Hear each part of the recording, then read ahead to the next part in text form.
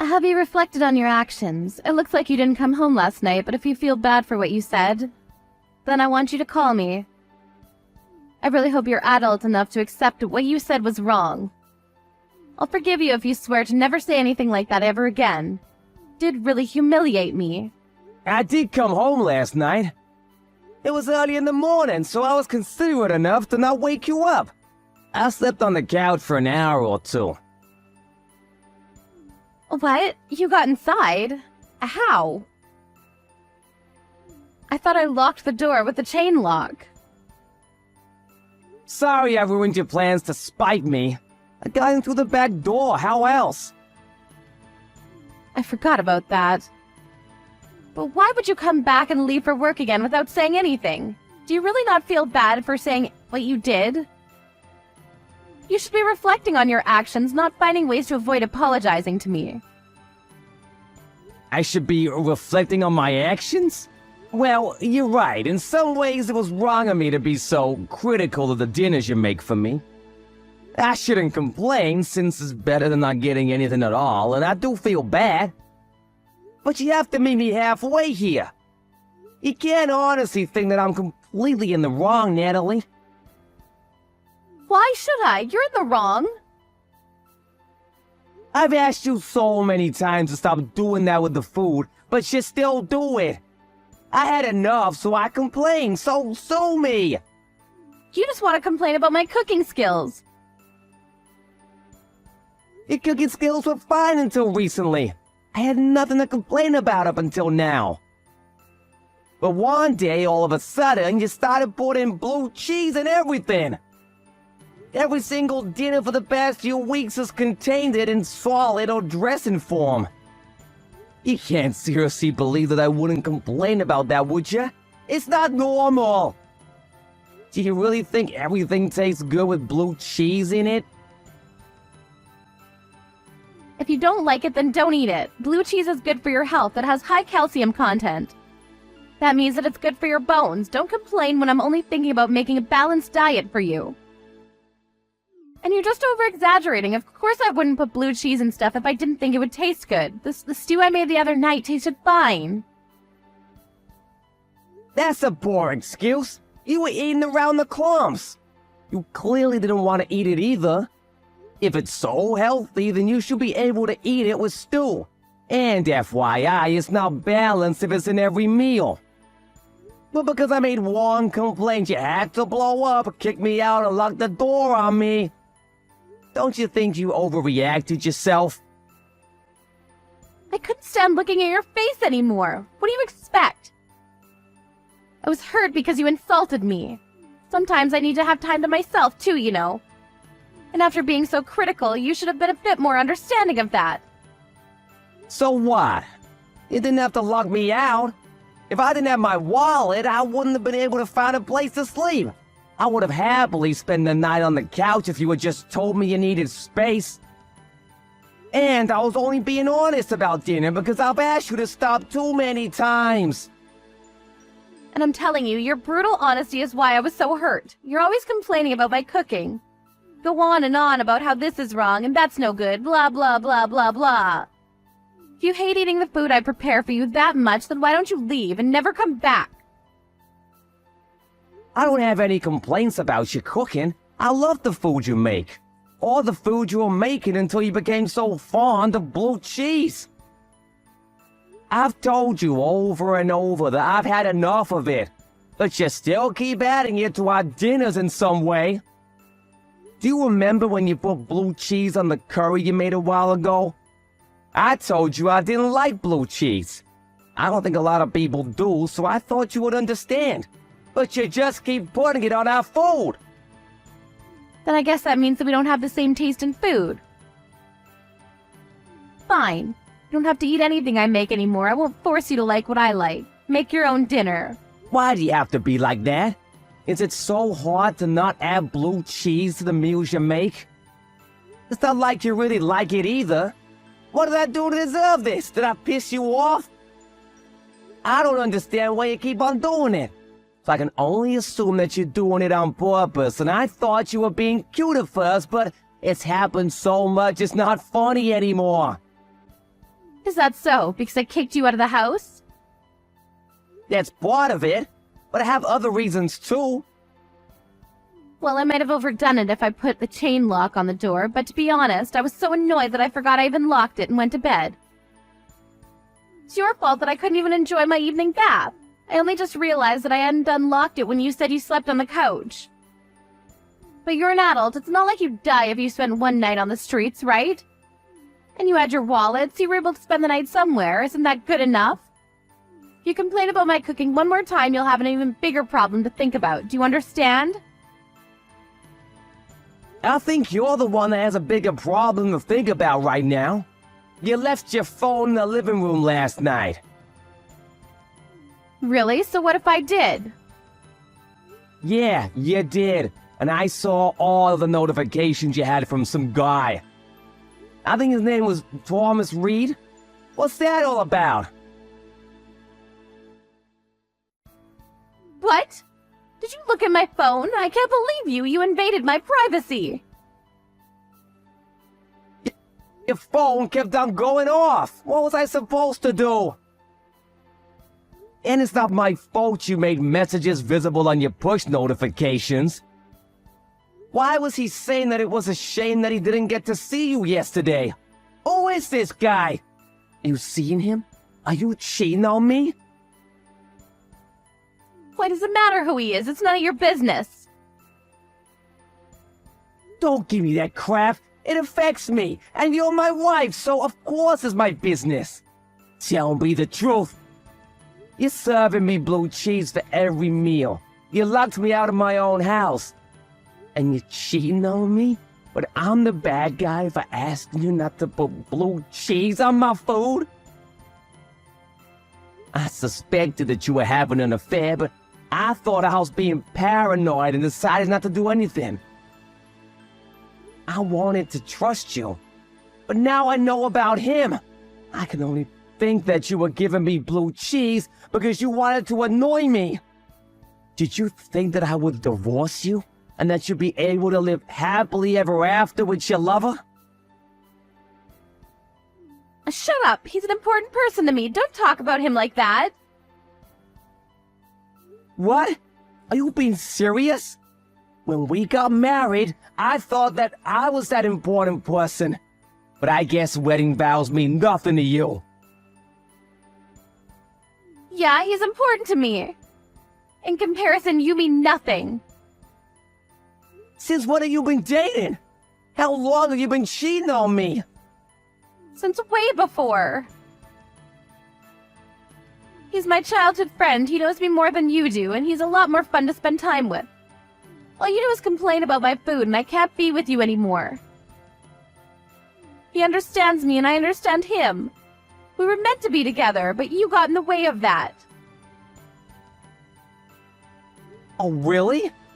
It sounds like you've been cheating on me for a long time. It's already been 3 years since we got married, and in the beginning you were making dinners like a normal human being. So I suppose this really is the reason why you won't stop giving me blue cheese. Are you trying to say that I'm not a normal human being anymore? How rude can you get? You used to be really good at cooking. I was really grateful that I would come home from work with you and a great meal waiting for me. Before I knew it, you were adding such weird stuff to our food, and I had no idea why. I wondered if you were experimenting, but now I know that it was just because you were purposefully trying to pick a fight. No, that wasn't my intention, but if it bothers you that much, you're free to leave. I'm not going to stop you. I don't plan on changing the way I cook either. I'm going to make what I like. If you want to live together, you'll just have to bear it. You're my husband. That's what you're supposed to do. If you can't do that, then there's no point being together. See? You're obviously trying to get rid of me. I've never heard of a husband that has to endure the torture of eating blue cheese at every meal to be with his wife. And by the way, if I'm leaving, then you'll have to leave as well. What are you talking about? This house isn't my name. It belongs to me. I don't have to go anywhere. Why should I leave the house I've lived in ever since I was single? The only reason you have a roof over your head is because I let you live with me when we got married. Yeah, that may be true, but I'm the only one that's been paying the rent since we got married. If you want me out, I'll happily leave. But will you be able to pay it by yourself?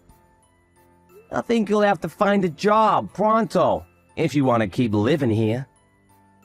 You're the one that said you didn't want to work after getting married, so you've only got yourself to blame for your lack of funds. I'll be fine. I'm going to ask for permanent alimony. What? You're kidding? You don't actually think that the court will let you take anything from me, do you? We're going to divorce because you're complaining about my cooking, so of course I'll get something. I won't be able to get a job straight away. And I don't plan on remarrying just yet. Do you seriously think that you deserve financial support from the man you've been cheating on? And you're the one that's been telling me to leave. So, from the court's point of view, you'll be the one that owes me money. I'm shocked that you think that you have the right to ask anything of me after everything you've done. My relationship with Thomas doesn't have anything to do with you, so of course it won't have anything to do with our divorce. Even if it did, you don't have any proof that I've been cheating on you, so there's no way for you to argue that it's caused our marriage to break down. There's nothing you can do, so you might as well just give in and pay up. Now that that's decided, can you hurry up and come back for your things before I throw it all out? I want you to be out as soon as possible. I'm surprised you wanted a divorce that much. What, are you going to beg me for forgiveness now? No, I really did love you, and wanted us to be together for the rest of our lives. But I guess that was just me. I'm just trying to accept the reality that you would cheat on me. Did you really want me to leave that much? So much that you pushed me away with blue cheese? That's what I've been trying to say. He's important to me. You're not, Calvin. That's why I don't want to be with you anymore. It's a shame if you can't understand it, but either way, you'll have to accept it and leave. When we first got married and were still in our honeymoon phase, I thought that maybe you were the most important person to me. But after all of your complaining, I've had enough. Fine. I suppose there's no point arguing that I was only complaining because you started bringing out strange combinations for dinner. Are you sure you want this? For us to split up? Of course I'm sure. You can't understand what I have with Tom, then there's no point in us being together. I don't want to be stuck in a marriage with you. Fine, I'll give you a divorce. Are you happy with that? Not quite. We'll still have to talk about money. I'll settle for everything you have saved. I know you don't have a lot, but it'll have to do. I don't want to be in debt after all. Now that would make me feel bad. You should be grateful that I'm so forgiving. But even with your minute savings, I should be able to live without any worries for a while. I think that's the best way we can settle this. I'm not paying you anything. But I'm gonna talk to a lawyer and see what I can demand from you. I'm not leaving this marriage with nothing. And how do you plan on doing that? You don't have any evidence to prove I've been cheating, so the court will just agree that I need financial support more than you do. Have you been listening to me at all? I have been listening. And I've been talking with your beloved Thomas, too. What? How did you contact him? I asked your parents if they remembered anybody called Thomas Reed from your childhood. And luckily enough, they did. They gave me his phone number. You spoke to my parents? Why would you do that?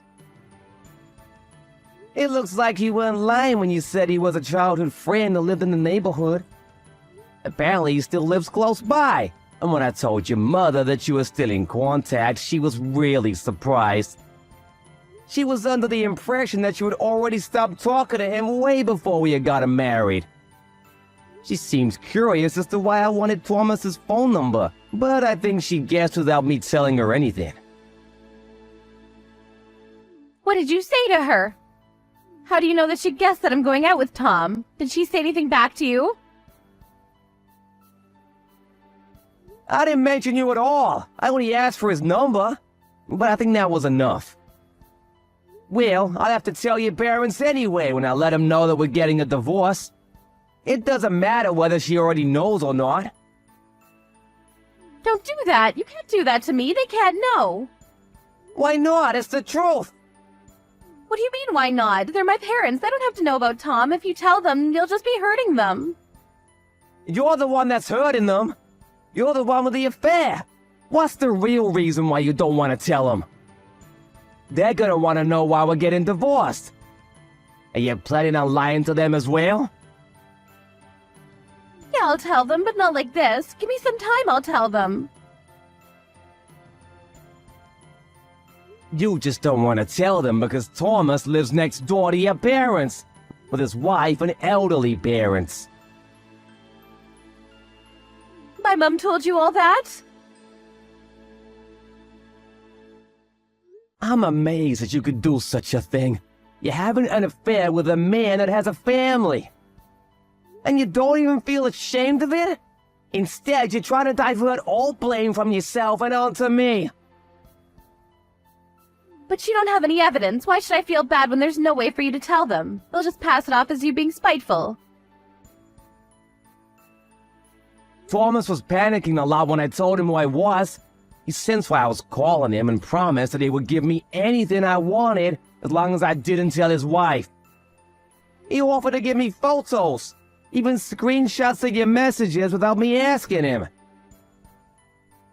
You're lying. You're just saying that so that he'll give up. Tom would never betray me like that. I don't believe you.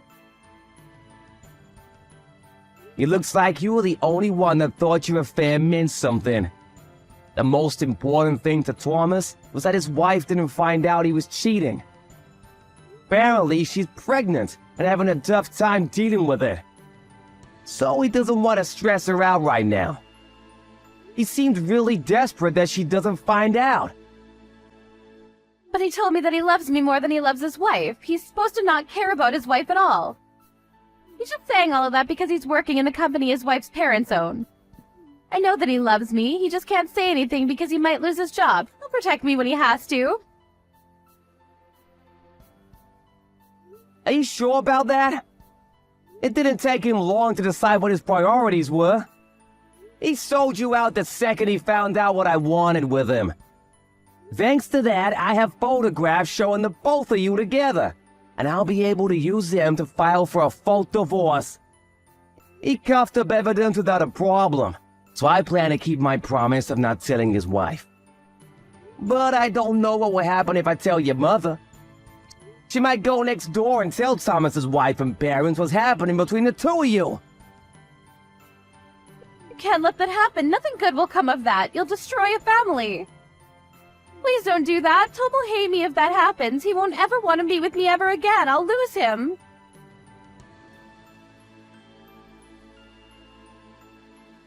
Tom this, Tom that. Even in this situation, you're still only thinking about yourself and him. You don't have a thought to spare for the man you married. You won't even own up to what you've done. You're the ones that are destroying the lives of those around you. If you're gonna act like that, then I have no choice. I'm gonna demand that you don't get any alimony. You can leave my stuff as it is. I'll collect it another day. I'm not coming back today. I've already found a friend who will let me stay on their couch for a few days until I find my own place. Wait, please. I'll do whatever you ask. I won't put weird stuff in your meals anymore. I won't do anything to provoke you anymore.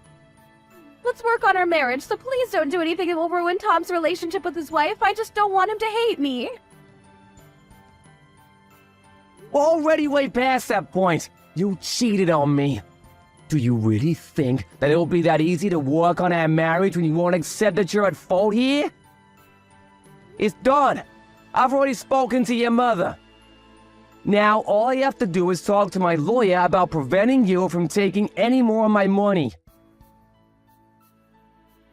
Our marriage is over, and you won't be able to leech off of me anymore. And your lover probably won't want to meet you ever again. But look on the bright side. At least you won't have to put in so much effort into thinking about how to annoy me with food. After hearing about the divorce and the reason that led to it from Calvin, Natalie's mother headed straight to the Reed's house next door to speak with Thomas and his wife. Just as expected. Calvin didn't talk to Thomas's wife directly, but she ended up finding out about everything anyway. Natalie tried looking for Calvin in the hope that she could make amends, but it looked like he had already moved on from his friend's couch and found a new apartment. There was no way for her to contact him, but she received divorce papers from his lawyer, who warned her that Calvin was rejecting all pleas from her for them to get back together. Natalie was finding it hard to get a job and couldn't pay the rent for her own apartment. She reached out to Thomas for his help, but he blamed her for his wife finding out about his affair and had blocked her on all social media. She couldn't go to her parents for help either, since they were still in shock about what she had done. And because they lived right next door to Thomas. Natalie was alone and had no one to support her in her job search. She was soon feeling pressure from her landlord to pay off the rent and bills and had no choice but to borrow money. It was going to take years before she could get her life back on track.